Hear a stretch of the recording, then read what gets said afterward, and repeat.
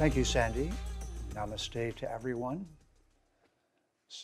Thank you for joining us. Wonderful to see you again and again. And this is otherwise known in the Vedic culture as darshan, from drishti, which means to see. And it works two ways. One is we get together and can see each other to have the exchange. And the other is that the exchange should leave us with better eyesight in our third eye. That's the one we're working on. So you might call this ocular development for the third eye impaired, or rather, learning to see what's there but not obviously visible. Money, Sex, and Power. Well, the title could not be more blatant.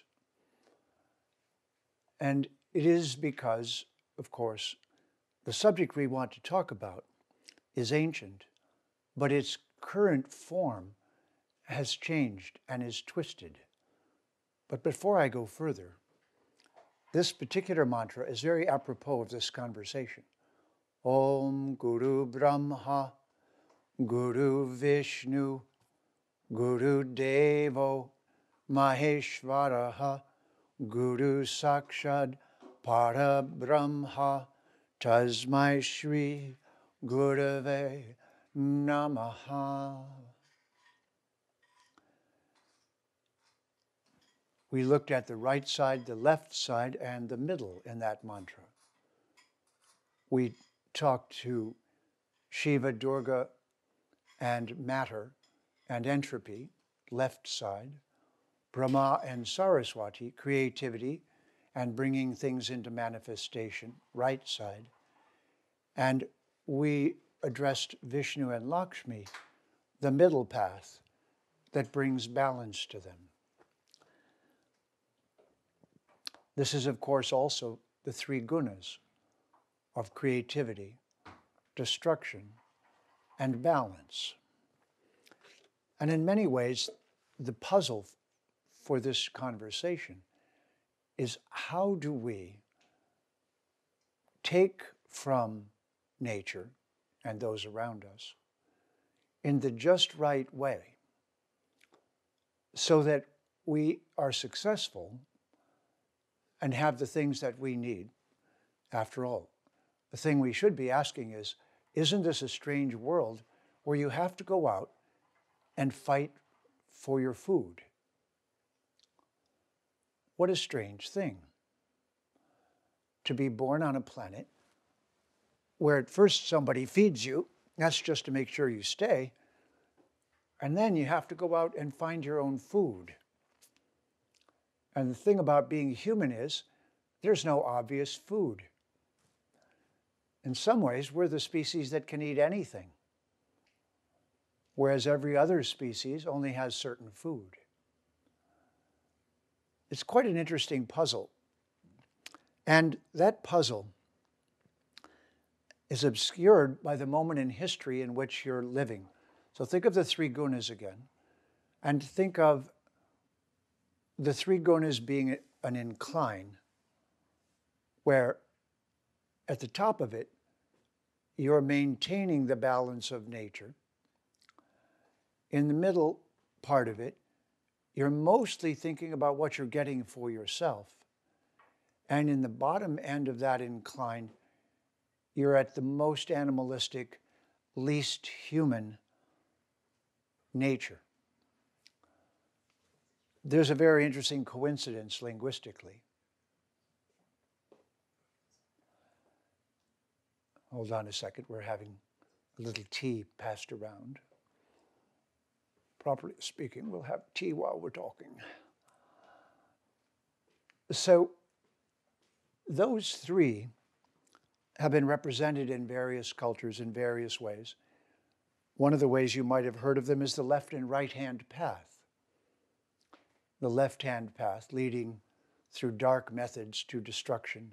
The right-hand path, after all, being the right one, the one heading in the correct direction. But we hungry humans have what are known in yoga as the four animal propensities just like everyone else. And those are called eating, sleeping, mating, and defending. Those are the 4 animal propensities. We have them, can't help but have them to be here, have to eat, have to sleep, have to mate, and have to defend. And astrology gives the secret away. The zodiac, aka the zodiac, is called the circle of animals. The circle of animals means that each one of us, due to our karma,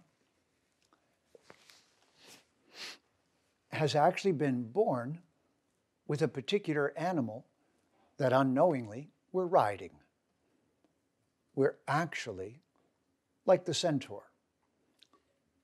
The centaur, by the way, came from Indian soldiers from Rajasthan going to Greece, and the Indian warriors lived on their horse.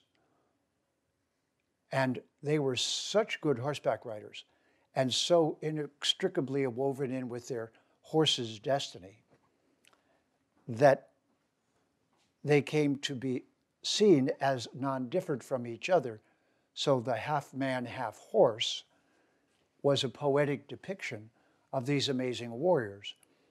And it's a well-known fact that the way that warriors would do this is the horse would be a mare, and they would have a leather pouch, and the mare would have given birth to a colt before going on the journey as the carrier of the soldier.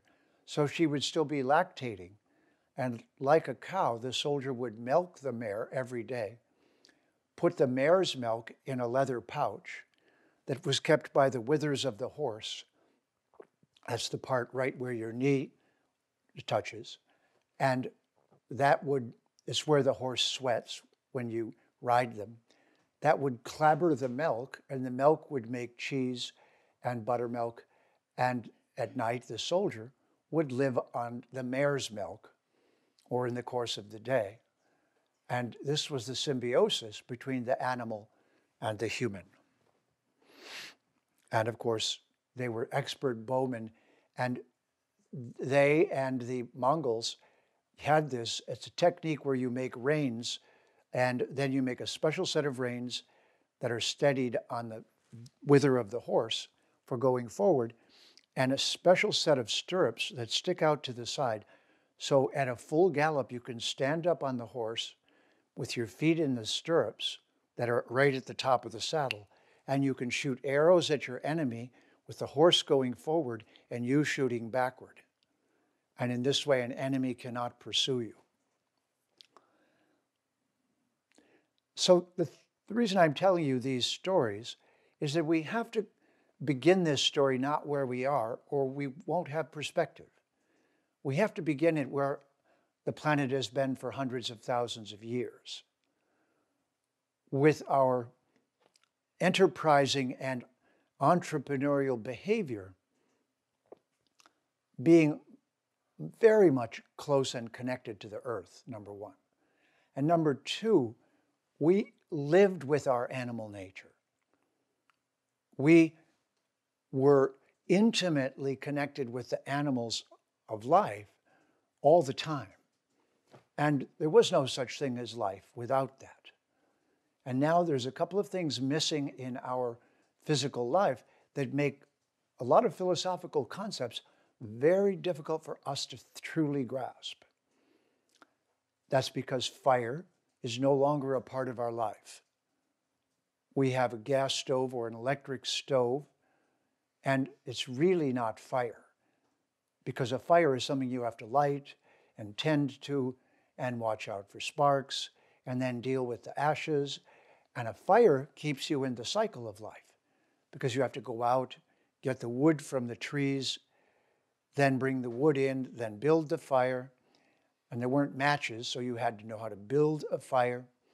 And then the ashes have all the minerals from the tree, so you have to then put that back into the soil So I'm trying to get you to have a feeling for a moment, not of our modern context of enterprising and activity and business and corporate life and what we call enterprise and entrepreneurship, because that changed shape about 400 years ago as the colonial era began. So up until that time, there was a lack of mobility in most areas. Very difficult to get a large army and march it, an army of 300,000 soldiers, hundreds and thousands of miles. Imagine how difficult it would be to find food. There's no grocery stores. So this is ancient entrepreneurial activity in that you were very close to the laws of nature and aware of them in everything that you did. That's a very important thing to understand, because our animal that we were riding metaphorically, our chart, gave us a particular nature and set of capabilities. And that nature and set of capabilities was actually the first thing everyone wanted to find out when you were young, so that they would know how to educate you, so that you could, as quickly as possible, get to a high level of skill and ability in your particular nature's skill sets. And there were basically four. There were those who were best used as scholars and intellectuals. There were those who had the athletic ability, force, will, determination, and a protective nature, and that's the warrior class. And then there were those who were good at growing food crops, working with animals, an essential part of that skill set, and exchange of goods and the keeping track of those products of well-being, because they were the wealth. If you can't eat it, in ancient times, it's really not that useful. You may have gold, but if you can't eat it and store it and keep it and have it around at your disposal, you're not wealthy. And if you can build upon land and occupy land and then have those resources, but if you don't work in a symbiotic society, if you're not a culture of symbiotes, then you're not going to succeed. So this means you have to have relations with all the different components. And the fourth one is those with a particular single skill set who plug into a situation. Call them the workers who have a particular skill set. Now, according to the Vedas, every one of us, usually, is born with one of those four propensities, one of those four natures, and we're sitting on a particular kind of animal. This is what astrology was really about. It was about two things, of course: understanding that we're in a long stream of cause and effect, and that because we're immortal beings, we go from life to life changing cars. This body in Sanskrit is called the karana, changing automobiles. And, of course, eating, sleeping, mating, and fighting are the four fundamental activities of our animal nature. But we can rise beyond those to do particular things with our creative energy that the rest of the animal kingdom cannot do. So you've heard the word for that, prehensile. That's before you get a movable thumb. And with this movable thumb, we have an ability to dominate all of life. We're at the top of the food chain. This is what used to be called then the social body. The social body was the clearly demarcated by ability head of society, where the knowledge reposed, protectors of society, where the power resided, feeders of society, where all the goods worth exchanging were produced, managed, and passed around, with gold and silver being the precursor to what we call money. In fact, in my lifetime, I can remember 70 years ago, I can remember going to the bank with a silver certificate, AKA a dollar in the US, where I was born, and asking for a silver dollar. It was called a silver certificate. It wasn't called money. It was called a silver certificate. It was a proxy for an ounce of silver, a silver coin that was kept at the bank, that you could say, give me my silver instead, and they would. So in my lifetime, we have transitioned from that. I don't think you'll find anyone over the age, well, I know, over the age of about 60 who had that experience, because it went to dollar when it slid away from silver certificate. But what's all this got to do with money, sex, and power? Well, everything. If you don't have the context right, then this conversation won't be really helpful to you. So you see, for all of time until just the last 50 years, human life consisted of identifying a skill set that you were going to get very good at, mastering that skill set, and then being that role in the social body in the very same way that we have body parts. We have legs. So those with just skills were the legs of the social body, called Shudra. Those with all of the collecting and storing and managing of wealth properties were called Vaishya. That's the belly of society. The protectors and those who repel enemies, the immune system of the social body, were called Kshatriya, which means to hurt and protect. Two things. You could either hurt and or simultaneously hurt some to protect others. So they were the immune system of the social body. And then the department that carried the knowledge of society forward was called Brahmin, because in India, Brahman is where we all come from. And we're immortal beings, Atmas, from that realm. So again, I want you to think for a moment. What I'm saying right now does not exist for Western civilization. Never did. It only existed by accident because those categories are still there. But they weren't looked at in this organized way. And this is where we've gotten into what we now call political systems. There's really only one successful political system, and that's when everyone in the social body is healthy and doing the thing they're meant to do and doing things that benefit the whole of society. So I didn't want to go into this conversation without showing you the context, because otherwise you would apply it to the perverted corporate world that we think is normal now, because we've become inured to it. And so what I want you to know at the beginning of this is that the word to colonize, which means essentially to go and take what other people have because you have a right to.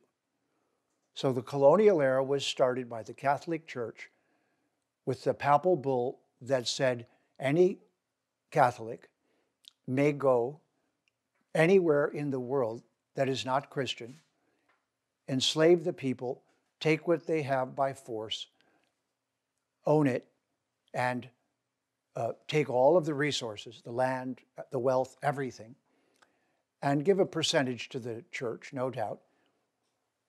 But then also, you may enslave those people because they are really not human.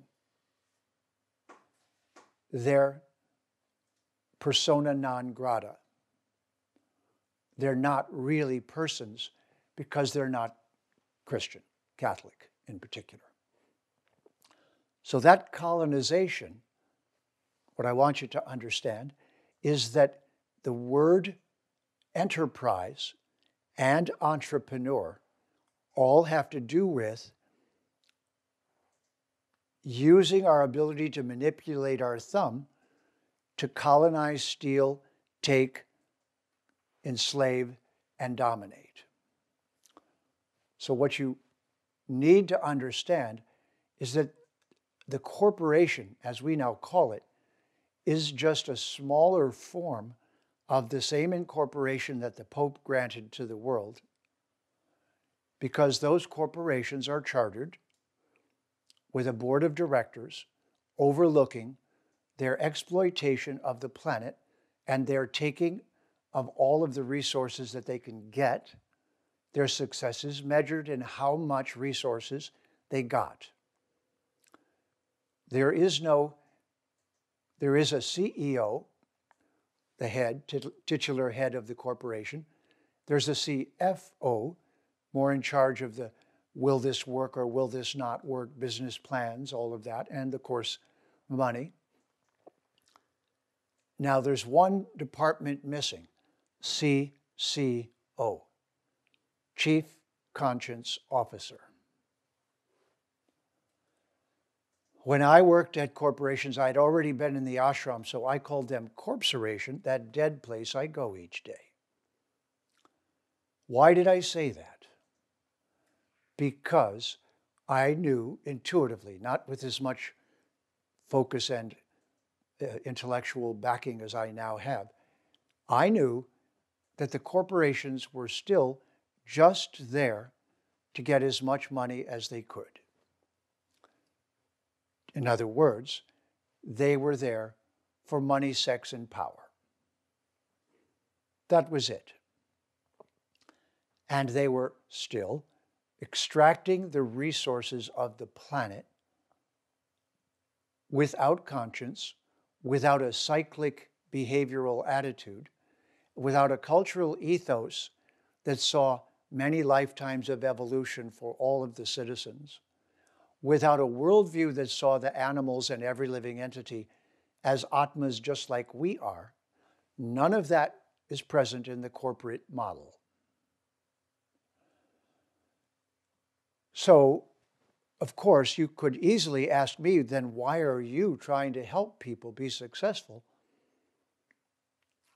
by empowering them through yoga to continue exploiting?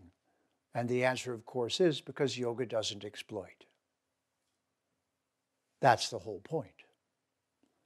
So, unless we change the cultural context, then the lowest common denominator is that money buys me everything that I want. Money, sex, and power I can buy. Now, the extent to which your humanity has awakened to its full potential, then you begin to realize that that doesn't give you permanent satisfaction, that it's just temporary, and that it's your animal running the show and not your human. So it's very important to understand that there was a civilization on our planet, what we now call India, what was then called Bharat.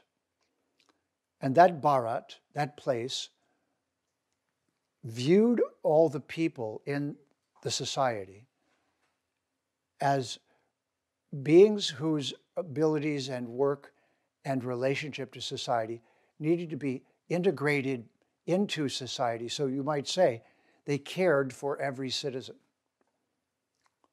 They had a system of governance that encouraged what we now call entrepreneurial skills, in that it was with the skill sets that you developed that you were accomplishing everything.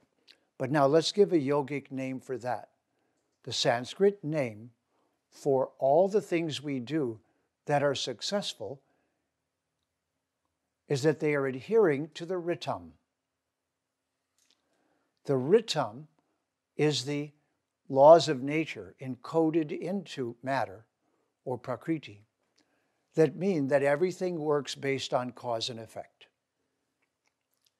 Now, think about that for a moment. Which part of your automobile could you take out without the car getting distorted?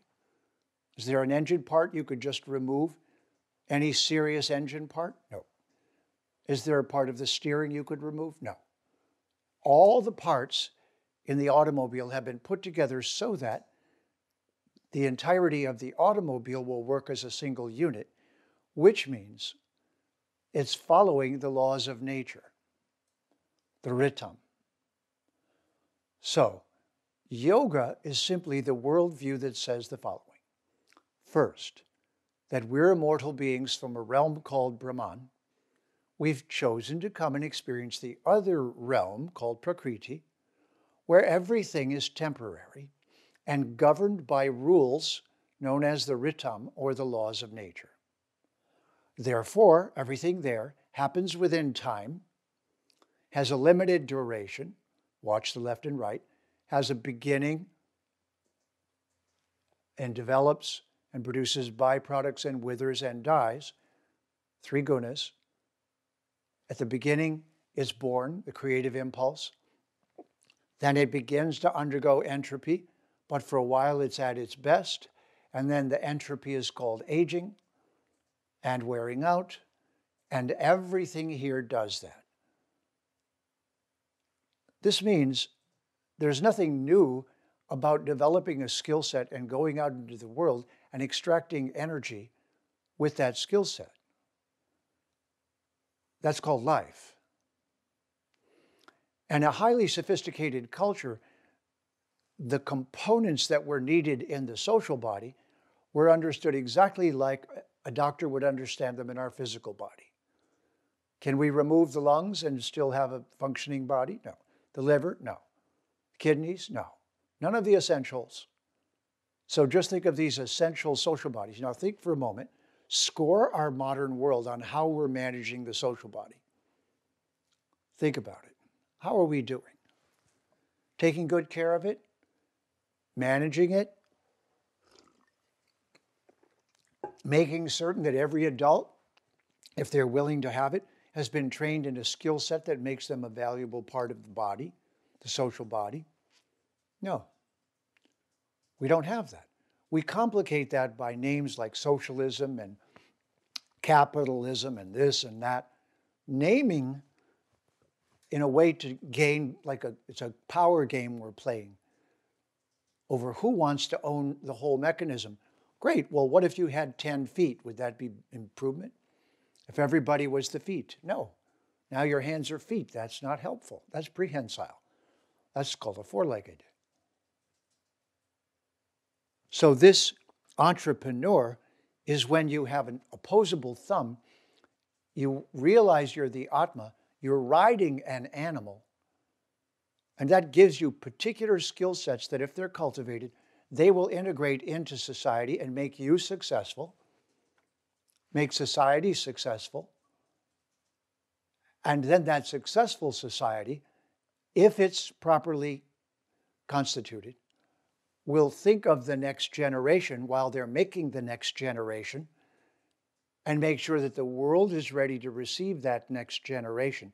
So this is made as something that goes forward through time and functions in spite of the fact that all the components die off. New ones take their place. So this is the definition, which you do not know, I did not know, you have never seen, I have never seen, only heard of. But I see the evidence of the truth of all of those statements. But in your education, were you carefully managed and tested at the very beginning and first had someone look at your chart, the blueprint of what you came in to be, and make suggestions on that? And then as you were growing up, were you put through a program of finding out which of the 4 departments you were most inclined toward, so you would be happy doing the thing that you're best at and that you like? And was that particular skill set developed in you so that you would be highly, highly developed in that skill set? Is this what education was like? Or did they throw a bunch of crap at you in textbooks that just gave you information and no guidance and no idea of who you were and no understanding of the longer journey or the longer purpose? Because that wasn't the education department's job. That was the church's job. So they were competing against each other, and the church didn't help because they only talked about one life. I really want you to understand, because as you become what I call a mantrapreneur, you will go from entrepreneur and entrepreneur to mantrapreneur. And that is the word that I invented for a yogi who is also a business person. What is a business person? Let's give it its correct name. Someone who cooperates with the Ritam. That's all. According to what? Their varna, their particular ability. And remember, the Shudras are the legs of society. So shall we get rid of our legs or treat them with respect? And then the Vaishyas are the belly of society. The whole moving forward by having to eat and have possessions and all of that, that's that department. Finance, handling wealth, handling food, handling animals, all of that, growing crops. Now, hasn't that switched over? And aren't we in a world right now where people like Bill Gates are trying to completely automate agriculture globally and remove it entirely from human contact? Have it all done with machines? But you see, the problem is that all of the corporations of our world right now still have simply changed their name from colonizers to enterprises. That's all. And we think enterprise is different than colonize. Because we've been told enterprise is normal, but we've also been raised in colonize is too. Why? Well, it started out because we're Christians and we're the best, and we get to do this because the Pope said so, Daddy said so. Now, money, sex, and power. Well, see, that's just our animal nature talking. Of course, we need to exchange various substances. Why? Because we're the most complex animal. This is also why colonization took place, because they had fragrant spices in parts of the world that were previously mostly inaccessible. You could bring a camel load of things over to somewhere, but you couldn't get there and bring back a huge amount of things. So it wasn't until human beings reached about, the 15th century, little around that area, this universal use of gunpowder for force and universal ships that could go everywhere and transport things started this human greed escalating to the level we're living at now, to the point that we think that an entrepreneur is an honorable thing to be. That just sucking the life out of the planet in one generation is the right way to go about things. Now, I took this path into the subject because a yogi knows the following. They know that the first thing to learn is your varna. Then your dosha, your body type, so you know which foods are compatible with your particular body. So now this is all about cooperation. It's not about the rape, pillage, steal, rob, and take with no future. Just taking has no future. Just taking eats the future. And what does it do? It gives you money, sex, and power. It holds and dangles in front of you the chance as a human to exercise your animal nature unlimitedly instead of under restriction. So now we have the next definition. To be the human animal is to restrict the animal and ride on top of it as the Atma, as the one in charge. So therefore, control of our senses, not to be dragged by our senses, is the basis of yoga. Now, if we had time, we would go through Patanjali's Yoga Sutras, and we would go one at a time into yams, niyams, which is lifestyle. You couldn't begin, now we let everyone begin yoga if they're healthy enough to do asanas. No yoga teacher in the past would ever do such a thing. First, the teacher would become your guru and tell you your lifestyle. No variance on this. You don't do it, you don't learn yoga. Go home. Otherwise, they would give you your diet, give you your lifestyle. You'd have a consultation with an Ayurvedic doctor who would recommend the right diet for you. You would not eat meat, full stop. You would not use alcohol or intoxicants, full stop. You would divest yourself of all unnecessary addictions. And then you would begin to alter the way you inhabit your body.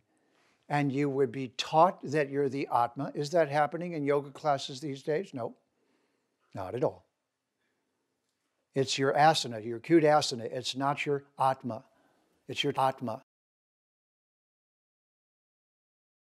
No. I've got to say, because it's the culture, not me, that's become crass. And I want you to understand this. It is the definition of ourself as the body for one lifetime that's at the bottom of the entire money, sex, and power. And that's why I used the word I used. Because the world we live in sees raw power. And that means raw sex because I can buy it once I have money. And that means money is the way you buy everything with no conscience. And that means I can let my animal consume whatever it wants because after all, this is a disposable planet. So yes, I purposely used a word that's not sattvic, just to see if you were paying attention. Because that's the point. It is the degradation of us from sattvic, as my wonderful partner quickly pointed out, to the rajasic, and saying, well, it's okay, I'm human. These are my human desires and needs, to the animal. We have instituted this as normal. We're calling this government. We're calling the atrocious and terrible warfare, these tamasic behaviors, we're calling that normal. And rajasic is extraordinary. And remember what rajas does. It manipulates nature using the laws of nature successfully. So what's the difference between that and yoga? In yoga, we work with the laws of nature, manipulating them so that we only extract what is necessary for our living, and we leave the rest behind, and we work on a cyclic basis, knowing that we're working for the planet to endure. Mantrapreneur. In that case, of course, you know that I think it's useful that the hundreds of millions of ladies, and I did not mean to slight them, who have taken to yoga are an alarm call for a different reason. They're saying, hey, this society doesn't know anything about the feminine divine. And intuitively, they're saying, I was born in a complex mechanism. You haven't told me anything to do with it that I should have known. And these people, these wonderful people teaching me yoga are. So in fact, in an emergency, you have to start with asana because you can't start with lifestyle because you can't control the lifestyle. But this is what I want you to see. So it's a wonderful renaissance that all of this yoga is going on, in spite of the fact that it's not starting correctly. The point is, it's starting. And that's remarkable. On the basis of that asana then, the pranayama comes next, and suggestions about lifestyle are coming next. And this COVID so-called crisis that we're in is really a crisis of lifestyle.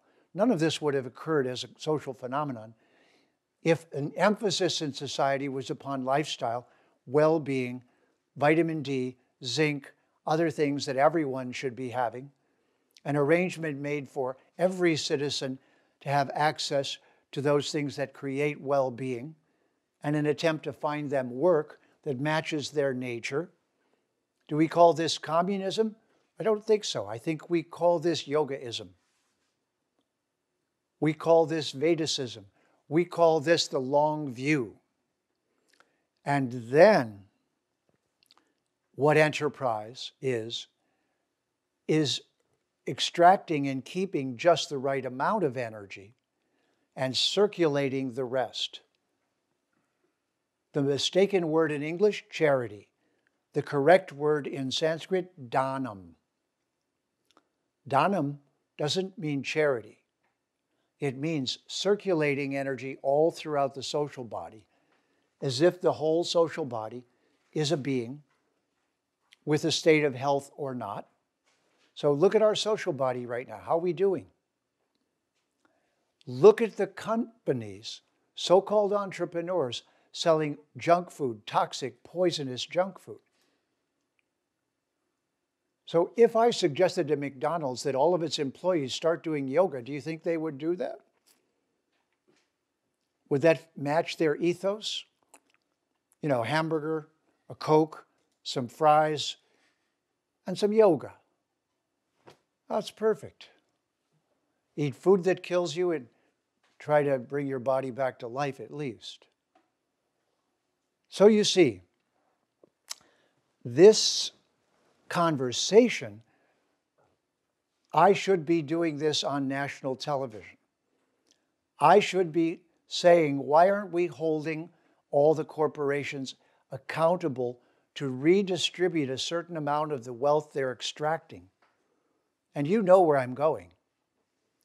Because the fossil fuel bubble that has maintained our temporary divorce from fire is just about over. The next stage cannot be aggressive in the way this one has been. And right now we're maxed out on plastic in the oceans. We're maxed out on fishing them till there's nothing left. We've done this so badly, there may be a catastrophic era for 100 years before everything grows back. It's possible. It's also possible that we can all start talking about this just as I'm talking about it right now. You don't have to be a rocket scientist to get this. Everyone's an immortal being. They're all valuable.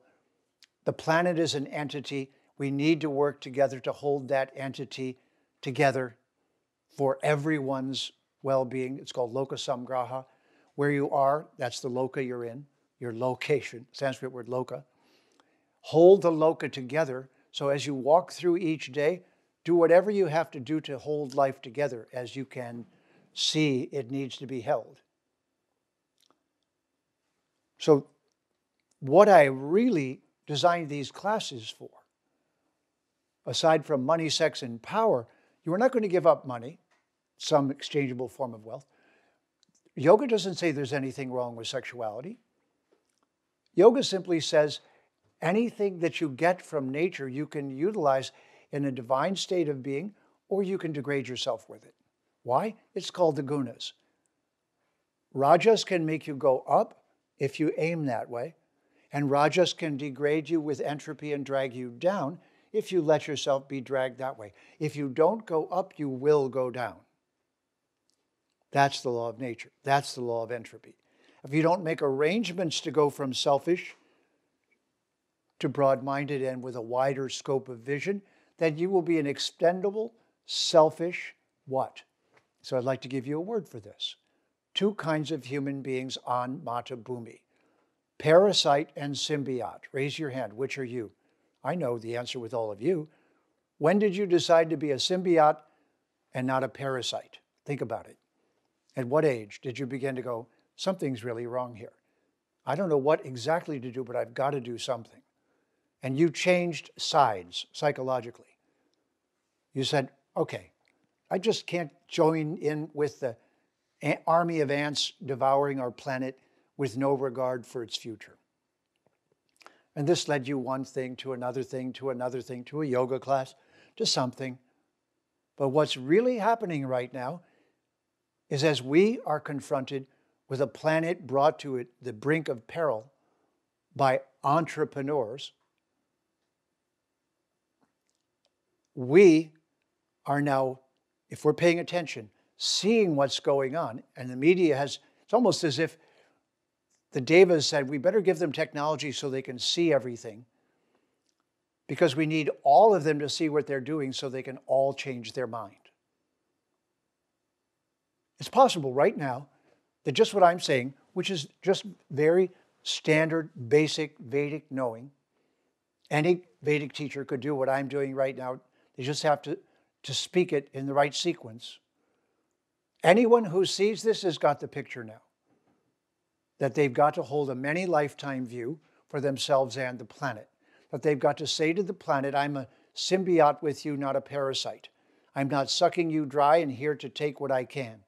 We have to look at each other and say, Namaste, I see you're an immortal being. I respect you for that, and therefore, I'm a mantrapreneur. We all together, using the Ritam, have to extract from the earth and give back to the earth each year. Take, give back. Take, give back. Where in our world is take and give back? It's coming up on supposed Christmas. Did you know that Christmas, Chris is Krishna? It's not Christ. Christ is an English word that came from the Greek, Christos, and Christos is Krishna. And in the Bhagavad Gita, Krishna says November, December, that's my months. Those 2 months are Krishna Mas, month, Krishna's month. So November, December are Krishna's month. Why? Because the earth shuts down. And what are you supposed to do when the earth is resting? Go within, my friends. Go within. That's yoga. You're supposed to live each day with a rhythm like that also. There's a time in each day to go within, to restore your concept of who you are, to make a promise to the earth. I'm going to work for your benefit, not just extract from you. I'm not going to use my skills. So now we're going to put a name on this. When we sit down in the morning and we're a yogi, that's called Ashtanga Yoga. Whenever we park and readjust the vehicle with various skill sets and bring it to a state of harmonious balance and sattva, that is Ashtanga Yoga. In fact, in reality, in India, that's intermingled with all the other yogas. And some people master it to the highest level. But everyone learned it, grade school. In a proper world, everyone would learn to inhabit their body correctly in grade school. Before they did sports and before they did all of these things, you probably know this, maybe you don't, but sports as they're practiced in Western civilization cause huge amounts of damage and disability in human beings because they play dangerous, crashing into each other sports that dislocate, break, and damage parts of the bodies of the children. They do that to win, and the children all lose by going into adulthood broken and twisted and damaged and disabled, and with the habit of breaking and twisting and damaging and disabling as if that is normal. Rather than before, during, and after every sporting event, the well-being. You know this is what they do in Kung Fu. I don't know if you've ever used a Tiger Balm, but Tiger Balm is a medicine from Kung Fu. When you go to do martial arts practice, first you warm up. And even while you're warming up, the teacher walks around and goes, how's that? Are you okay there? Are you fine there? There's literally a doctor on premise when you're doing martial art, or the martial art master has mastered enough medicine, they can tell like a chiropractor when you're in shape and out of shape and dislocated or correctly located. Because martial arts is just yoga with a different purpose, with the purpose of action and protection. And so you're going to apply it differently. But at the end of every Kung Fu session in true Kung Fu, you do the medical part. You don't leave the dojo, you don't leave the place of practice without restoring the body as far as possible and having medicines that do that, having creams that do that, so that there's a restoration cycle at the end of each use cycle. That's yoga. That's martial arts practiced as yoga. So really, if you can just isolate these principles, then we can use this knowledge to go forward with a new kind of entrepreneurial activity. And that's what I'm calling the entrepreneurial activity. Because then we become a symbiote on the planet and not a parasite. Short-term thinking is, I'm hungry, kill the host, I was fine, I had a good meal, game over. That's exactly what we're doing to Mother Earth right now, to Mata Bhumi. And so all of you, no matter what your final and ultimate meditation is, if you get this part, you can now become a representative of entrepreneurialism. Go out into the workplace in the voice of this and say, well, look, we're doing things in a way that's not as balanced as it could be. May I suggest we do the following? Because we're not going to scrap work. We're not going to stop enterprise. We're not going to stop the things we're doing, extracting energy. That's what it means to be here. Just like we're going to ride an animal. We're riding an animal. So we're going to eat, we're going to sleep, we're going to mate, and we're going to defend. And not only mate, but sexuality, and this is an important point that hasn't been talked about much by the Indian community. So I want to spend a little time on it with you. But sexuality is actually got two sources. One source is the animal nature, which simply is the evidence that we're composed of animal parts in the body, and they're talking to us constantly. To hear beyond that voice and to ask the question, all right, I feel that pull. What can I do to refine that pull? That's called yoga. And it's also known as the Kundalini. Naturally, because of gravity, the Kundalini will hang out in the lower chakras. You know, that's called the Kundalini, and no shock value in this next word, but the inappropriate English term, ladies, kund, is from kunda. Kunda in Sanskrit means the fire pit. Fire pit is where you make the offering and have a baby. So originally that word was a descriptive term of the lower end of the Kundalini. It's the kunda. The kunda is not a dirty word. You can see that English has subverted all of this. But the Kundalini is that if you don't alter it, the life force in a human body will reside in the animal regions, which is below the navel. And it'll operate just from there mostly. The paradox with humans is our brain gets so active that it splits us between the lower half and the upper half.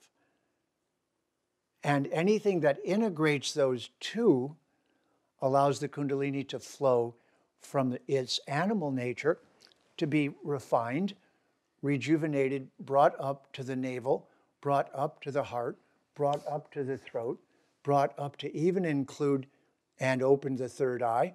And then the 1,000-petal lotus is the potential that is beyond our grasp right at this moment of what's possible in Brahman. So as a entrepreneur, you would still continue to use the principles of extraction because extraction is the basis of living on matter. But a parasite extracts to the death of the host. A symbiote has a reciprocal relationship with the host and benefits the host while getting benefit from the host. So honestly, I'd like to go out into the world and train a whole new group of entrepreneurs and say, listen, the colonial period is finished. We're about to run out of fossil fuel. This mad rush to suck our planet dry of life is finished. It's failed. It's succeeded and gotten us to this level. Now, we will fail if we don't go to the next level. And that's what's in front of us. It's pointless just to complain about colonization and our ancestors and all of that. That's behind us now. The question is, how do we get paid to be symbiotes rather than parasites? And how do we speak in such a way that we bring symbiotic behavior into the vocabulary? And I'm going to tell you the Sanskrit again. It's called loka samgraha, holding the world together. So while we're eating, sleeping, mating, and defending, while we're having money, sex, and power, which is fine in the right tone of voice, you have to have some wealth, you have to have some pleasure, and you have to make babies, and you have to have power in order to live. So what's missing is refinement.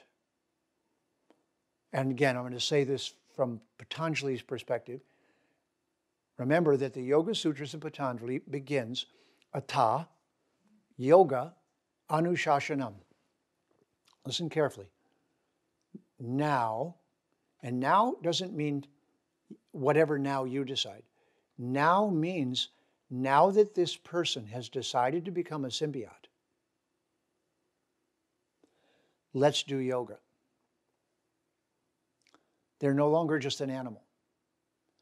They've actually decided that they're the Atma, and they've been informed about that. They agree, and they have a split purpose in their activities now. One is extraction, because you can't live here without it, and the other is recycling and circulation. Recycling is the life force going up the spine from the kunda, from the very base, from the fire pit, going up across the top, and if you put your tongue on the roof of your mouth, it keeps going, and it goes down the front. It's called circulating your energy. So when the human energy gets locked in on a target that is greedy for, and is being pulled toward that target, the yogi unplugs. What's that called?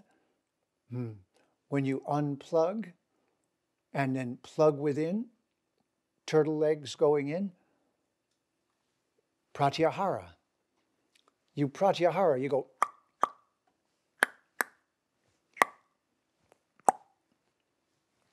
You point it this way.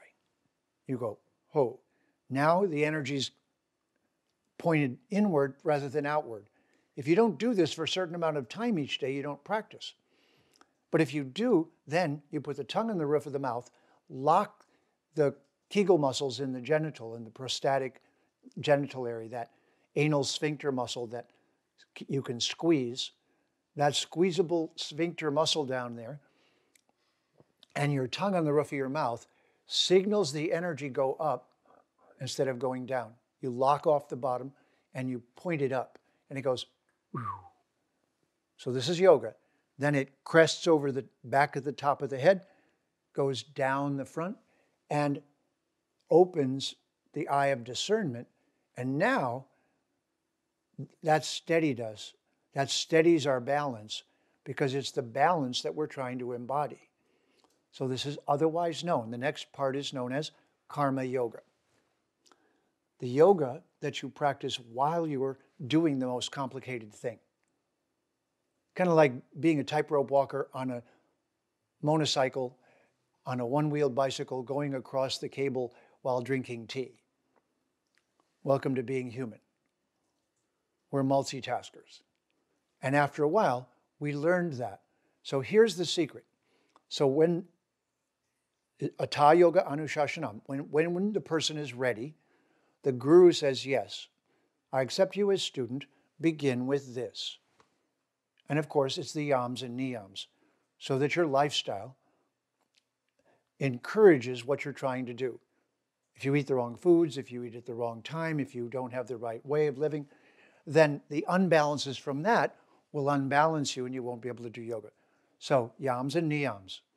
And now we're ready for the next verse. Listen carefully. This is the defining verse. Yogas chit vritti nirodha.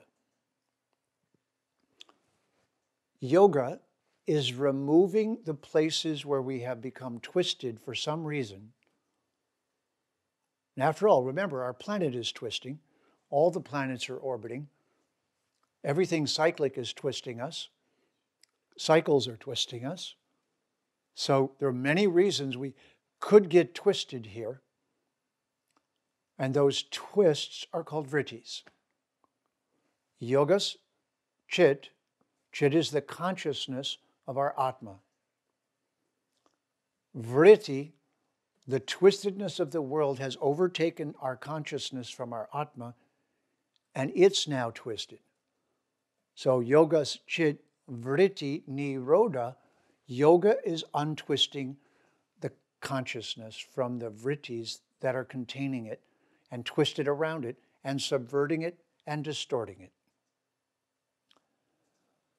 Now, when I made this next linguistic jump, I laughed for 2 weeks.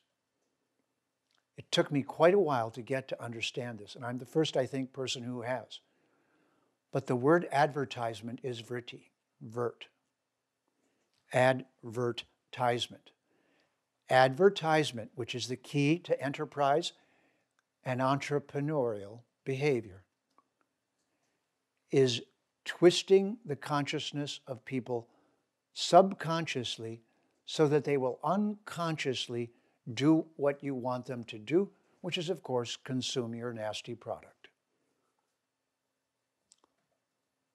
So, advertisements are humans purposely placing vrittis inside of the minds of other humans.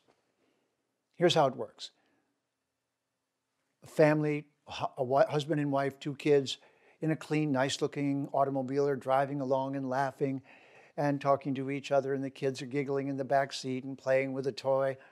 And you've just got a few seconds more to go to end the commercial and put in the final vritti, and the car moves forward and it says somebody's name. This brand, that brand, that brand, that brand. Got you in the mood, showed you what you're going to get. Get this car and you'll be like that all the time. Ha, ha, ha, ha, ha, ha, ha, ha. This is the ha, ha, ha, ha. Now you're happy car. Buy this car. Yeah, right. Gives you endorphins or makes you an orphan. Because this is a lie, of course. This is a lie. It's not a functional discussion about the automobile, but this is selling the sizzle. Why? Because that's what colonization is. It's basically, you'll thank me later when I lie to you. It's a great car, you'll like it. But you see, that became pandemic. That's the pandemic. It's the scamdemic. It's that all the advertising is putting vrittis in the humans. And it is now the standard of society to place vrittis in people. So as a yogi, you're going to be 3 kinds of yoga, because they're all 3 really what's necessary to be a yogi. 1, if you don't include the body, like those hundreds of millions of brilliant yogis, most of them female, I have to say, leading us forward with their feminine brilliance and intuition, leading us back towards sanity in the way we live in our body. All those people trying to embody correctly are just the beginning of a process, the one we've been talking about.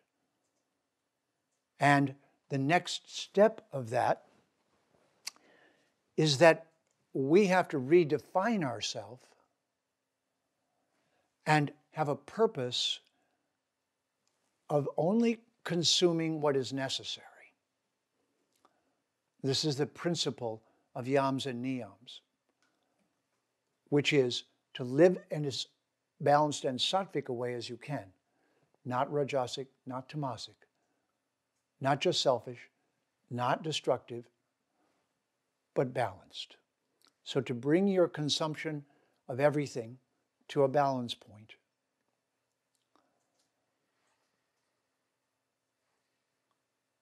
Then The third verse in Patanjali's Yoga Sutras is Tada. That's the Sanskrit word, my pronunciation. But that's where Tada comes from. Tada drastu svarupe avastanam. And this is just like in the circus where the ringmaster says, and now, in ring number 3, the amazing, whatever it is. And ta-da means now, but it's an excited now. Now that you've gotten rid of what? The vrittis, the twistedness that made you a parasite, and now that you're a symbiote, balanced in that position, ta-da, drastu, you can see again with clarity. Your sight comes back. This is where enlightened comes from. You see the light. You see Brahman. You see yourself. You see everyone else. You see them correctly. Avastanam svarupe. Now you see the true form of yourself. That's what you see first. And then you see that in everyone.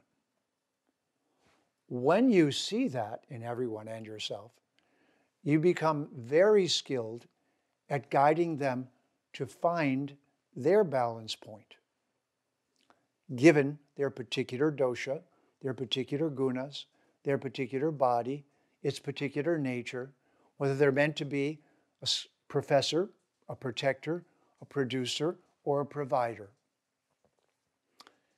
Each of those 4 categories has about 100 or 200 subcategories.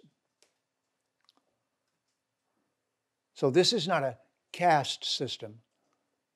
This is a category analysis.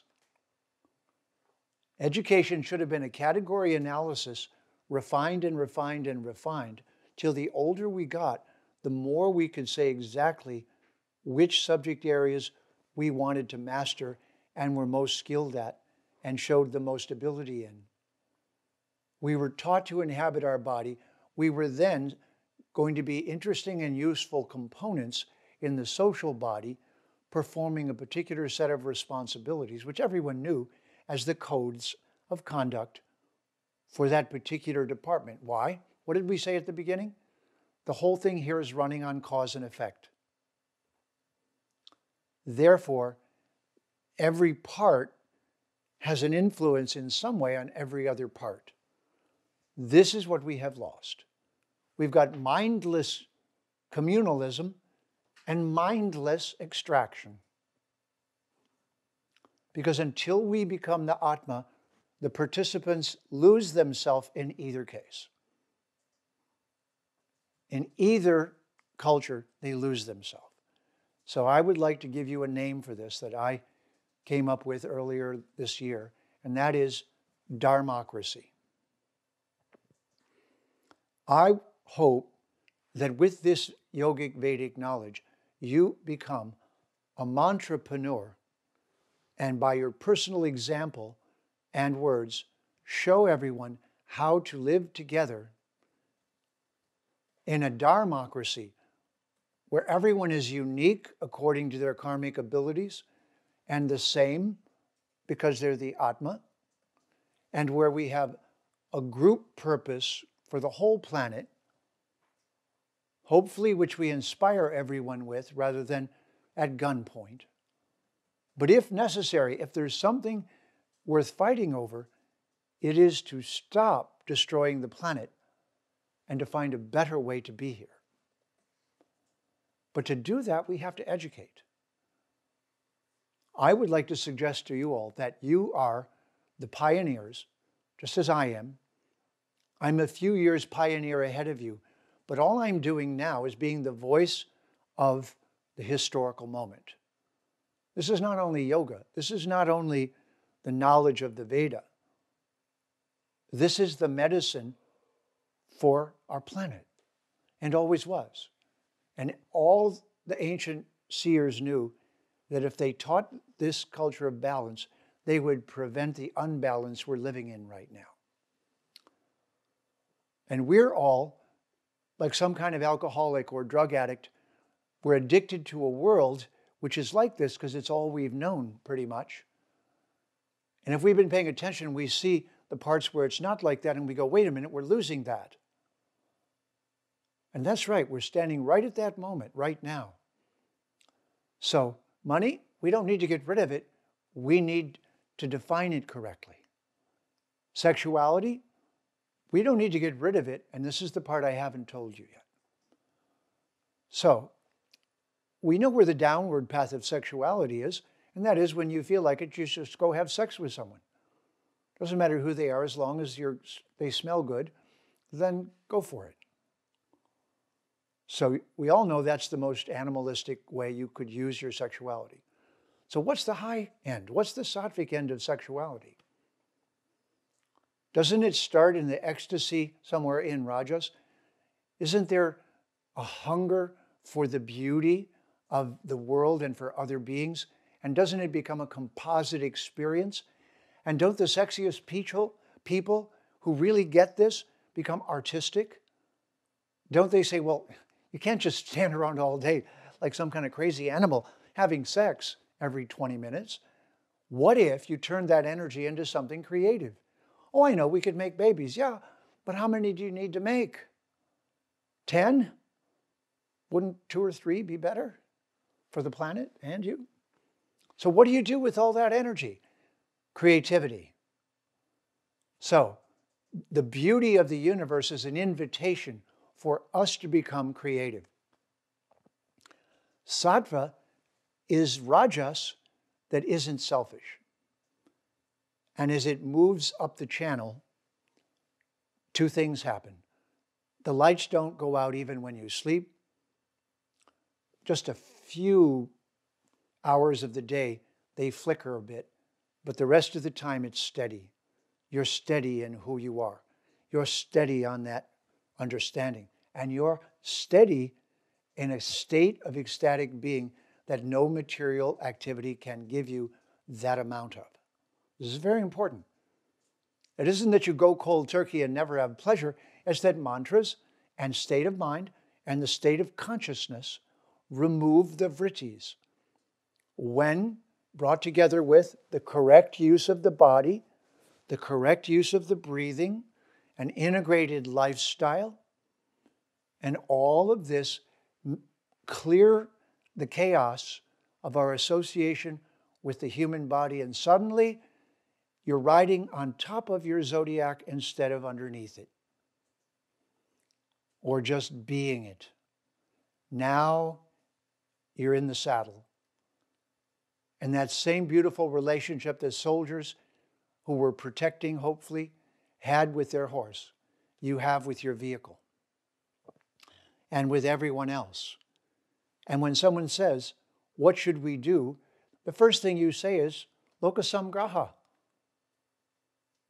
Respect each other and hold the world together. That's first.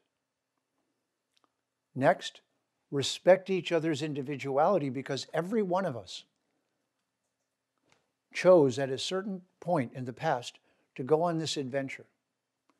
Every single entity, but especially the brave human ones who are now dealing with all of this, who are struggling between their animal nature and their power, and a refined use of their power that makes a future for the planet.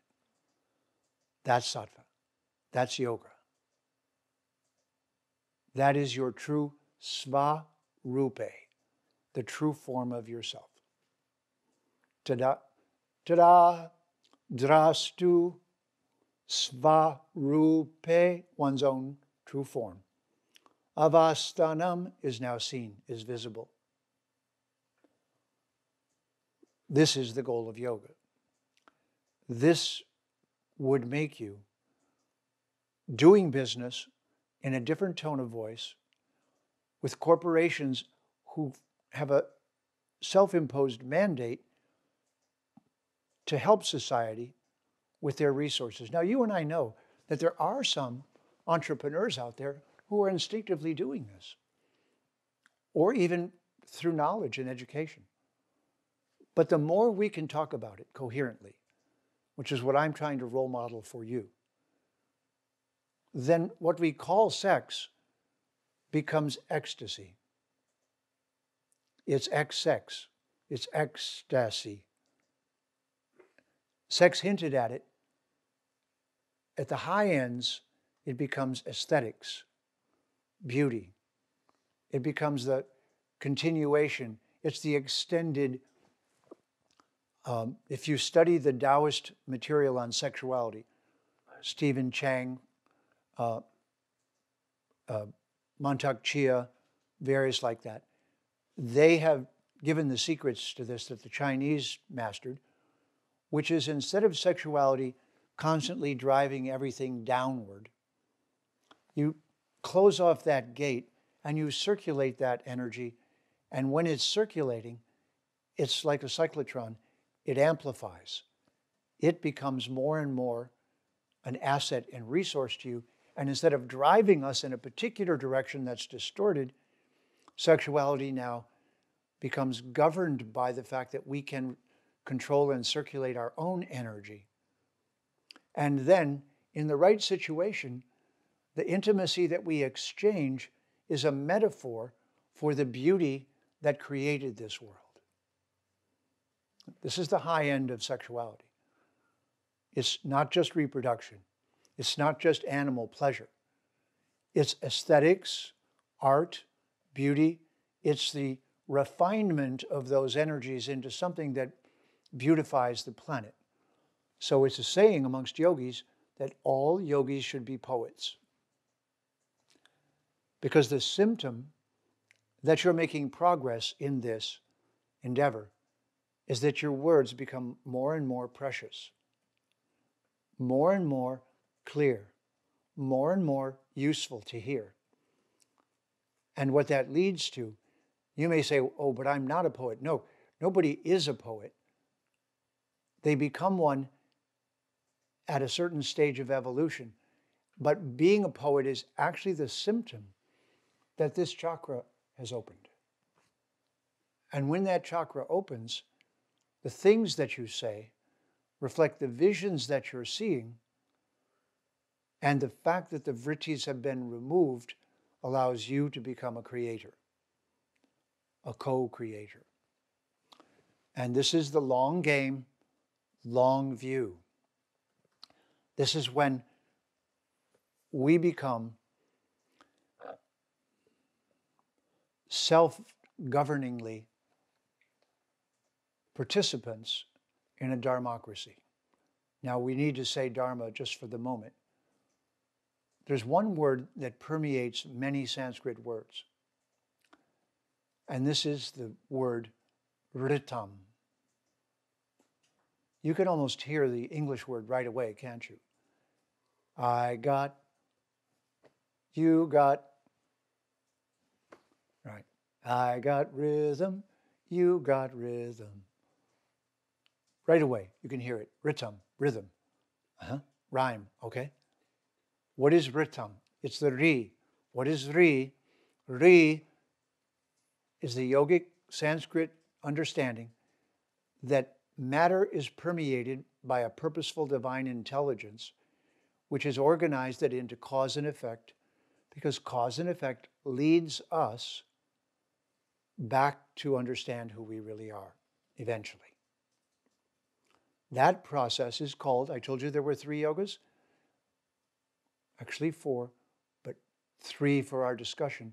There's Ashtanga Yoga, the 8-limbed yoga. Then there's, 4. Then there's Jnana Yoga. Jnana Yoga is all of this distinction between one thing and another that I'm pointing out. That's called Jnana, or Samkhya.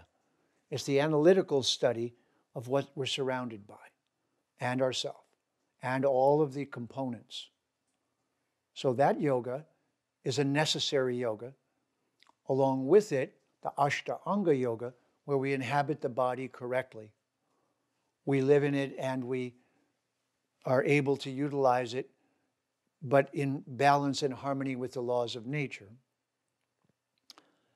And then karma yoga. Now, if we've gotten Ashtanga yoga in our childhood, Jnana yoga in our schooling, and the beginnings of karma yoga, then our actions in the world, we've now been refined and prepared for an occupation that matches our nature, that fulfills our needs for living, that allows us to work cooperatively with nature from a particular angle. So karma yoga is the expression of the fact that you're still here as a volitional being, and therefore acting needs to be brought into the same state of balance. And you understand this when you see jugglers juggling a bunch of plates on sticks. When I was young, it was the Ed Sullivan Show, but somebody's got 10 plates on 10 sticks, and they're running back and forth, and you go, wow, that's kind of like a corporation. That's like my job, or that's like life. Having 10 plates going all at once, that's karma yoga. And meanwhile, remembering who you are, and meanwhile, remembering why you're here, and still able to do all of that, and doing it cooperating with the laws of nature. One thing left then. One yoga left. And this is where sex goes. Sex at first was animalistic pleasure that gave us some emotions. If you're a little bit of an evolved human, you start having more complex emotions than just physical experiences. The beauty of the persons and the whole world around you weighs upon you, because on the one hand, you see that you can destroy that beauty with sex. You can go to the tamasic side and become destructive, or you can let your desires become destructive, or you can just be selfish. But we all know that to really love someone is to serve them, not to take from them. Isn't that the secret? What's the secret of loving someone and living with them for a long time? I said, what you love by loving them is loving serving them. All of the things being the same. So karma yoga is just the ability to do the service. Jnana yoga is knowing who you are intellectually. Ashtanga yoga is inhabiting the body you're in a sacred way with a higher purpose and goal and destination. But the last yoga is bhakti yoga. It's the ability to have the biggest emotions, the most ecstatic emotions, exchange those with the source of everything as your ultimate lover, as your ultimate being to exchange with, and it contextualizes all other living entities as more or less in forgetfulness of who they are, more or less learning how to truly love, how to truly stay in that what's called seva, attitude of service, and in the ecstasy that all other forms of sexuality and intimacy promised. They promised, wouldn't it be wonderful if you had more of that? And if you go crazy over it, you'll go crazy until you hurt yourself or someone else or both. And this is, people are in jail right now for killing the person they loved. And in some way or the other, the closest person to you is in the most dangerous spot because they get to see the worst of you and the best of you. So these 4 yogas, Ashtanga, because we're embodied. Jnana, because we must, to the best of our ability, have a thought-based, analytical perception and understanding of the things around us so we can make the necessary distinctions to what? To cooperate with the laws of nature. And then karma yoga, because all that knowing without doing, kind of meaningless, because you're still here. So this, if you read the Bhagavad Gita, these 4 yogas are what Bhagavan talks about, start to finish. First, there's the dilemma. Now, let me show you something pretty amazing as I now bring us toward these 4 yogas as the 4 departments of practice of yoga.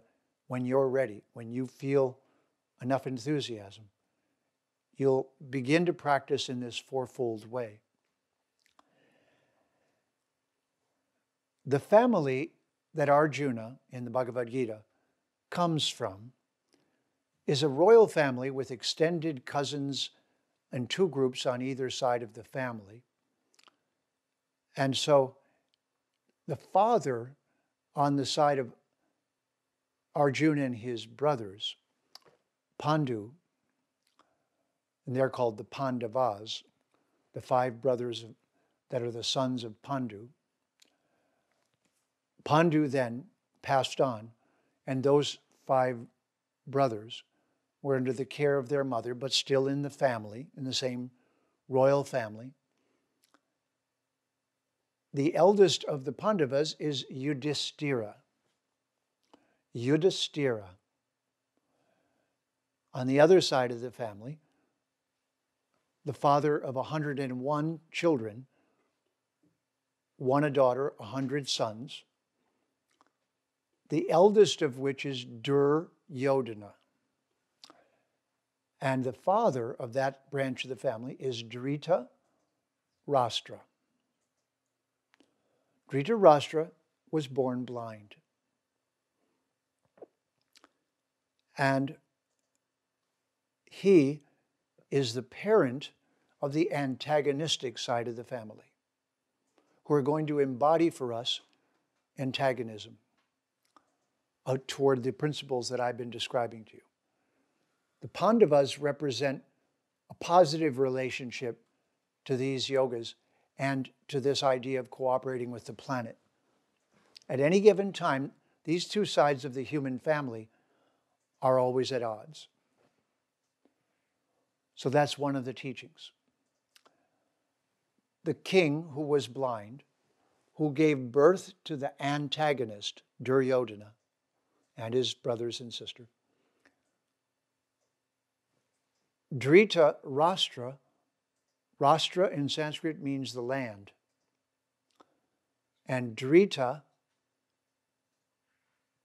is sight or eyes. He was blind, but metaphorically, he was blinded by the land. Isn't that called colonialism? Wasn't the Catholic Church giving permission to hungry humans who were blinded by their hungers and needs and wants? And he told them, go out and take from everyone else. If they don't call themselves Christian and Catholic, then you don't have any trouble taking from them. You have a right to. I would call that blinded by the land. I actually would say to you, with all respect to my friends who are in this business, because so many businesses are corrupted, the personification of these problems is real estate. I call it unreal estate because it's one of the number 1 methods of extraction, when it should be the way that society is balanced and stable. A friend of mine in the Indian community, who's a professor and a dear friend and a wonderful human being and teacher in the world, is from a place in India, in North India, and his family has lived in the same house, you ready? For 8 generations. On the same land, in the same house. Imagine that.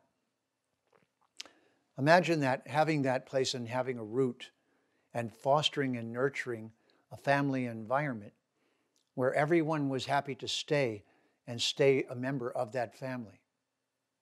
Sure beats mine. So this is remarkable, but this is truly Vedic. That kind of continuity, not by repression, but by voluntary. And what I'm pointing out is this professor still volunteers to support his family, even though he's massively more powerful than them in the world, wealthier than them in the world, and so on. This isn't a family of billionaires that I'm talking about. This isn't regular, everyday family. I'm pointing this out because the mad, and don't I remember a word called subprime mortgages? Isn't that what I call unreal estate? Have I missed something?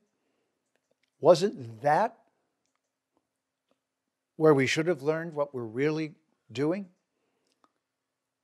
Okay, so then this is the basis of the Mahabharata, subprime mortgages. Somebody blinded by the land, whose nephew was Yudhishthira and whose son was Duryodhana. Yudhishthira and Duryodhana, same word, Yod, Yud. And by the way, in Star Wars, do you remember a guy named Yoda? Star Wars came from the Ramayana, the other great epic.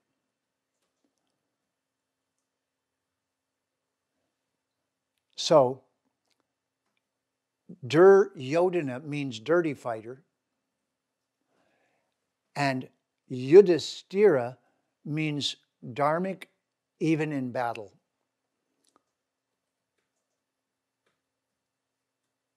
What is Duryodhana?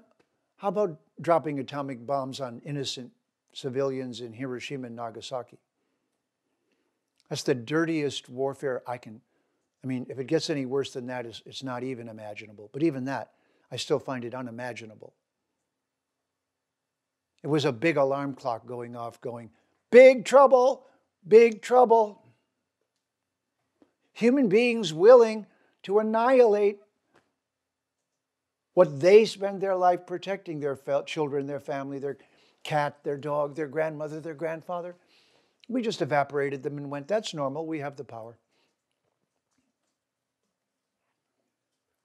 So, Duryodhana, dirty fighter. Yudhishthira, they're both on the field. They're both acting. They're both involved in corporations. They're both involved in the world. But one of them lives for the perpetuation of life in an honorable and careful way, holding it together while extracting, as we all must and will, but giving back more than just taking.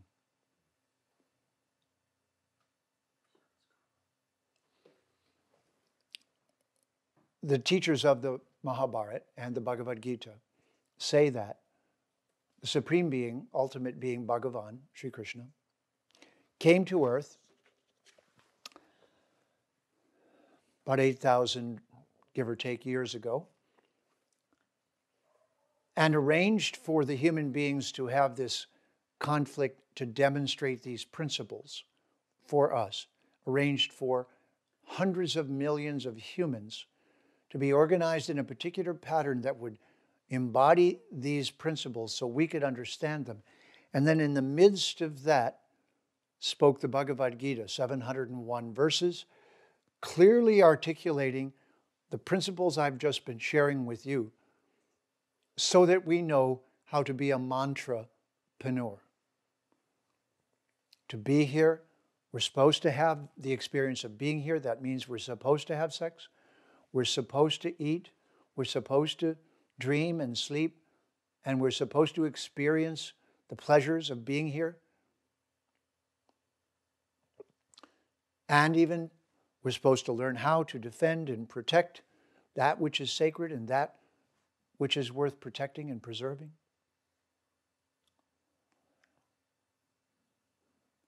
So this understanding of yoga, the correct understanding, yogas, chit,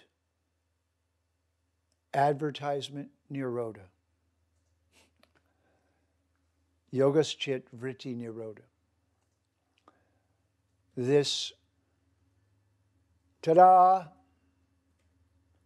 That's the feeling when your own Atma becomes visible to you. And from that point on, you could participate and disagree with people without hating them. You can take and extract from the earth without destroying it.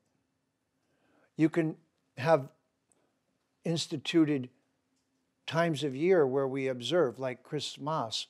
It's not Christ's time of year, and I don't even mind. If they hadn't gone out and colonized the world, I'd be much friendlier with Christianity. But that they use Jesus and his supposed innocent love for everyone to go out and enact this horrible attitude that because of that we can take what we want, you'll thank us later. And any religion that's done that, I don't need to mention names, you know who they are, who goes out and burns libraries and destroys people and tortures them and is violent in the name of whatever they think is sacred. That's not it, folks. That's the same thing speeded up. That's, I'm right, so I'll just kill you all who disagree with me. Well, the Mahabharata did show us that that's a painful process and that both families lost everyone. We could be on the brink of that. We humans are capable of that. But I'm an optimist. I believe that the reason you're listening to me is that you have friends and you know people and you can chat with them. And in those intimate moments where they respect you for who you are, where they've watched you and see that you're kind and caring and at the same time clear and focused, and that you act well and think well, and that your heart is generous and caring, and that you don't have any prejudice against any living entity or any people per se, but you're willing to embrace them all if they can just reciprocate. And even if they can't, you hold that view so they can learn to hold it. You'll see these same principles scattered in all the religions. This is not a religion, this is a dharma. So remember the word dharma and the ri? So let's look at it. Dharma, dri, means the essential nature of a thing, which if you take it away, it is no longer itself.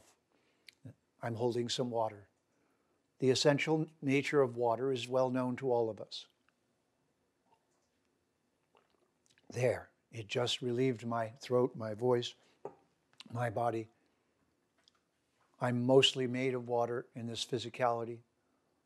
So I'm constantly bringing it in and letting it out and bringing it in and letting it out on this journey. Now, that essential nature of something is how we tell how to use it. That's a dharma culture, not a religion. A religion means you're governed by a small book of rules. Doesn't work. Because you have to adapt to each situation. And more to the point, you, each one of us, all of us as Atmas, are here because we chose to come here. And eventually we will choose to depart or choose to stay. It is that also that we're practicing. This is why vaccine passports and all of this intimidation around our state of well-being is just another form of distortion in the use of our true nature and freedom. The Hindu, if you will, for this discussion, religion says no one has the right to dominate how you live in your body as long as you're not dominating others in a way that is against Dharma. So all of these things are going to be tested in the next 10 years. That you can be certain of. I may live to see it at 75. Most of you will live to see it. And you can also now become an active participant in it because that is this moment in history. Whatever you do well, your karma yoga, keep doing that. Don't quit your job and run out and say, now I'm going to teach this, unless that's your dharma. In which case, learn it well first, and then do that. Meanwhile, become a mantrapreneur. It'll look the same. What is it? It's the ritam. It's adhering to the rituals. So I want you to just think of this for a moment. Everything that we do successfully, cooking dinner, is a ritual. How many times have you, just think for a moment, cooked dinner, served dinner, and cleaned up? Yeah. So what is that? That's the three gunas. Cooking dinner, rajas. Serving dinner, sattva. The perfect moment. Thank you, that was wonderful. Cleaning up, tamasic. But can you skip that part? No, because the kitchen's no fun for the next meal. So here we are, learning about these things, and you have to master each of those departments, not get rid of them, not destroy them, not ignore them. That's not yoga. Not pretend they're not here. Become masterful at them. Do them in a balanced, harmonious way. Do them with an inner meditation that is beyond just the limitations of those activities. And do them knowing that you're here temporarily, but that you're mastering this process of being here as an individual. No one will do this for you. No one should impose this upon you unless you become such a bad player that you're ruining the world for everyone. Parasite. Symbiote, undecided. Look around you. Undecided is the largest number. Parasites, vicious parasites, I'm afraid we've got a bad case of them right now. A bad case of what I call the entrepreneurs. Those people who are taking us to the toilet and not where we should go. So, my beloveds, mantrapreneur, dharmocracy, renaissance of who we really are, renaissance of Vedic Vidya, yogic revolution, nobody gets hurt. These are the possibilities. My particular role in this is that I have, following my dharma and using my skill set, I am concerned tremendously with the right language being used, because if you think of programming as what the world is about right now, all of us can reprogram this situation. And as you see me using language to tell this story to you, to share this knowledge with you, the knowledge is timeless. This is the knowledge of the four yogas, the Ashtanga Yoga, the Jnana Yoga, the Karma Yoga, and the Bhakti Yoga. But all of those rested on the platform of sattvic behavior, dharmic behavior, true knowledge of everyone's nature and a respect and admiration of that, seeing everyone as the Atma, and then extracting from the earth in a judicious way and making sure that no one is starving and no one is left out. Right now, we could go around the world in every city and create careers, create livelihoods for people, times of well-being that would allow them to have an honorable occupation and a decent life. We must make that possible to make this vision that I'm sharing with you of mantrapreneurism become a reality. You have an opportunity right now. Whatever you do, learn to speak this way. Be this way. Embody it. Be an acharya. Be one who shows it in their behavior. And just speak about it. And according to the Vedas, that's our greatest power. When someone respects you enough to listen, tell them this. Share it with them. And when they ask for backup, show them the Bhagavad Gita. When they want more than that, it's there. But keep it simple, stupid. Keep it simple, savant. That's what I'd like to see. Not keep it simple, dummy. Keep it simple because you all are brilliant. And now, just take this upon yourself as why you're here, to collect the experience, but you're in a special moment with a special drama going on, like the Mahabharata. And now, amazingly, you have an opportunity to claim a self-identity that can change everything. I'm going to stop there. Thank you so much for being here tonight and listening. I'll hand it back to my beloved Sandy Graham, and she'll tell us what to do next. Thank you. Namaste, Sandy ji, Jeffrey ji. Sorry, my video, I can't switch it on today. Okay. My question is with regards to the situation in India. Since independence, we have lost the original meaning of the word dharma. Since we did not have a word for religion, we started using dharma as a Indian substitute for the word religion. So right from the constitution, the judiciary, executive, everywhere in our daily lives, we use dharma as religion. We say Islam dharma, we say Christ dharma, we say Hindu dharma, and we have forgotten the essential nature of the word dharma. I think we are in big trouble. What would be the solution to address this problem? I think it's extremely difficult to, you know. I took 30 years after listening to you to understand the real meaning of dharma. Until then, I myself did not know. Uh, what are we looking at now? Yes, that is an excellent question.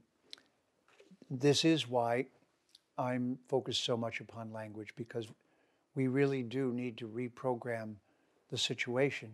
And to do that, we do have to get a universal vocabulary. And the Sanskrit has that vocabulary, but we're going to have to be very careful not to misuse it. So the calling religion dharma is the same problem as calling dharma religion. It's just replicating it, because the people who are doing that are still, with all due respect, linguistically illiterate. They don't know how to reprogram the situation using the just right words or the just right programming language. It is mostly that I feel is missing in the sincere presentation of the knowledge of the world, of the Vedic knowledge, especially to the world, that it's because people don't know the pitfalls of English, and English has become kind of the universal planetary language for talking and having a planet-wide discourse. So since the language that is the de facto language to talk about all of this in is now acquiring some words, it has to acquire them with the right meanings. Because just as English was the instrument of colonization and the kind of rape and pillage entrepreneurial behavior that we've been seeing, so it is that English mostly has nouns, and it doesn't have meaning words that have an appropriate definition. So the philosophical terminology, the easy verbs, and the numerous object words populate the language because we also colonized those. We took words from every language for objects. But what we need to do is revive the way we speak in English and bring the Sanskrit words in very carefully so they're not distorted and their distinctive meaning is not lost. And we need to stand firmly on the ground that the same principles have not been taught in all cultures. Trying to be one with everyone just to make peace is not the answer. Making peace is something you decide by seeing them as the Atma, and they can feel it in your demeanor. But compromising the truth that you know how to speak and not delivering it through that compromise is the biggest problem we have right now, aside from the obvious problems. So right now, in the recovery from colonization, the Vedic community is still, you might say, illiterately immigrated around the world, but they are not at all professional or exact or correct in presenting their own culture. So the most important group to learn this ability are the Hindu youth of today, from high school to post-university, say from 18 to 30. Those people, you are the world changers. You have a chance right now to change yourself and your language, and then the world in this particular way as a soft-spoken but clear and no compromise spokesperson. And bring that into every situation in which you find yourself. There as an entrepreneur, you're going to convert the situation gradually to being a mantrapreneur and not just an entrepreneur, not just an extractor, but an extractor with a higher purpose. Because we're going to have to do it that way. One enterprise at a time, one person at a time. And it's going to be a conversation like this one, in which I'm not being abusive, I'm not being angry, I'm not pointing at an enemy. The enemy of all human beings is our not knowing. And the more we know that allows us to work in cooperation with each other and nature, the better we are. So thanks, that was an important question. And that's the answer. Become an ambassador. And for that, you need linguistic training. And we're trying to make an institute right now from Vasa that does that training around the world. And by the way, the Bhagavad Gita, as it comes alive, the Bhagavad Gita comes alive as your first opportunity to both experience that and share it with any sincere person you know. Just because we used the Gita as an example of this clarity. So I would start there, just to, not to sound commercial, but you need an exemplary text that they can go home with and have the experience. And if they're in the Hindu community, a very large percentage will have the experience of a clarity they haven't seen before. So I would say that's a very important thing to do, is circulate the Gita. All right, thank you. So I'm hearing this, the reprogramming in human language, but at the same time, I feel like we're up against, as you would describe often, runaway technology in the area of artificial intelligence. And so we have a force that is obviously rapidly growing and learning and expanding at such a pace.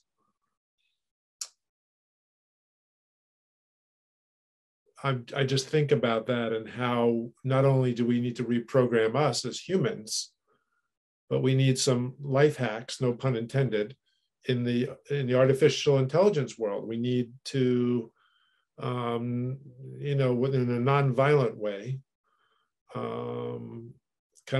create our own virus to disable the AI runaway train. So I don't know what your thoughts are on that. It certainly is a great question, Alan, and it's a two-edged sword. On the one hand, technology is creating a massive amount of psychological distortion, gender distortion, a myriad of other kinds of distortions, because it's such a volatile and unmanageable way of shaping the next generation, one that's totally unprecedented. The advantage, I'll tell you, when Donald Trump got into office, I made up a little saying that, oh well, if you're growing a garden, every once in a while you have to put manure on the plants so that they grow properly. And I meant exactly that. I meant the question is this person a role model for the behavior of all the subjects and persons living in the country? And the answer was obviously absolutely not. So that's what a president of a country is supposed to be, as a personification of the best and the ethos and the most positive capabilities of the planet. So what I would like to say to you all is that I know you feel, and I felt the same way, even though I've always loved to talk. It took a while before I felt it was my place to speak to the whole world. So at a certain point of you feeling capable, and as you grow toward that capability, you can take on more and more responsibility for speaking this knowledge. Because you see, we have devices of communication that make that possible. So in a way, it's upon all of you to begin to speak this at every opportunity without seeming, I made up a saying about this, you know I love making them up, but it is not colonizing, not coercing, but simply sharing. Not converting, not colonizing, but just conversing. So, with friendly conversation, not with fanaticism and coercion, You can introduce this conversation again and again and again and make it one of your favorite talking points. You can bring it to people's attention until those that will tolerate talking with you, who are close enough to you to appreciate you, learn the scripts. And you can learn those scripts and then share them with others. And in my vision, interestingly enough, it used to be that grassroots campaigns were difficult because you had to walk everywhere and meet all the people where they lived. Now, interestingly enough, we can do a grassroots campaign and reach hundreds of millions of people from our living room. And so could you, and so can you in your circle. So think of your circle as the place where you get to practice this script, but first learn it. So learn enough Sanskrit words that you have a new script to share. Learn how to talk about those words in English accurately.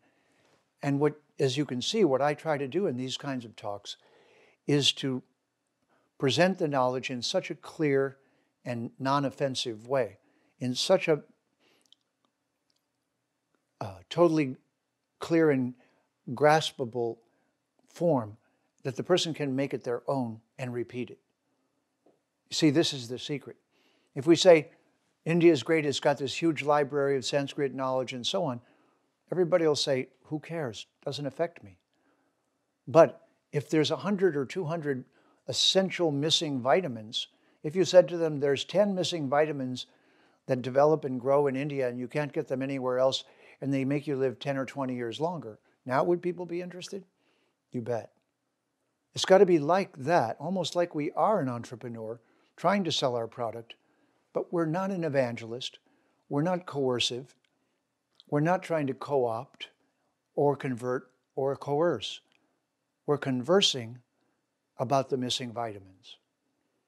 I'm convinced that we're in a historical moment where that can change the game. And you are the pioneers who might just do that.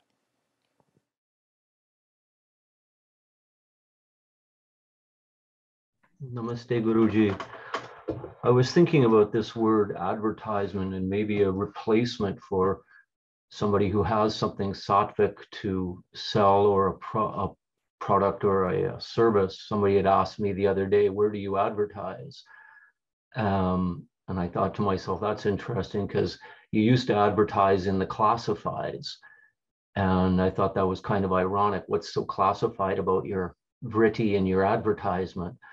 So the word that came to me was promotion. Well, you mean, where do I promote myself? Because this word does come up a lot, and it's kind of left a bad taste in my mouth now that you've told us exactly what it means. And I'm wondering if there are any other suggestions you could say, or maybe ways to, help somebody that has a sattvic product or service to work around this word advertisement. Thank you. That's an excellent question. The answer is really quite simple. When you think about it, you'll go, of course. The reason we use advertise is because in the context we've been in, we couldn't use this word, which is to educate.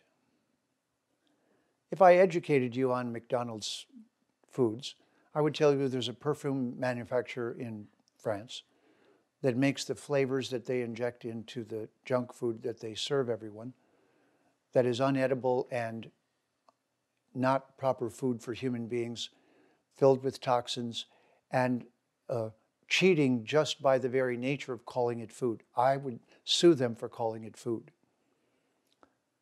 So education is sufficient, and education comes from the Greek educare, which means to bring forth from within, and the Sanskrit word is adhikari, which means speaking what someone is advanced enough to understand to them at the appropriate moment.